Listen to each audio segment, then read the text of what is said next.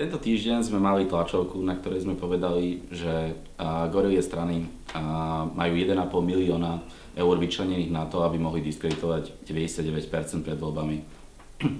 Takisto sme povedali, že sa budú zväčšovať útoky na nás. A včera sme dostali takýto anonymný list, kde nám hovoria, že 2 dní pred voľbami sa zjavia nejakí Rómovia, ktorí nás budú obviňovať z toho, že sme ich chceli kúpiť, aby hlasovali za 99%. Dneska vyšla na internete, bola zavesená nejaká vymyslená správa, ktorá má vyzerať ako, že Slovenská informačná služba spracovala. Nie, že by nás to znervozňovalo, to je presne to, čo sme očakávali.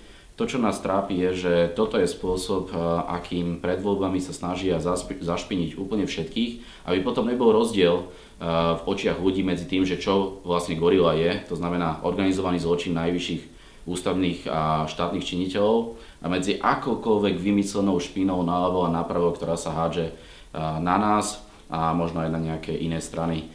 Takže čo nás trápi je, že takéto hlúposti dobre nechodia. Vieme, do čoho sme išli a vieme, do čoho kopeme, ale je dôležité, aby si ľudia uvedomili, že je to len spôsob, akým zakryť, o čom vlastne v gorile išlo. To znamená rozkrádanie Slovenska úplne vrcholnými predstaviteľmi tohto štátu.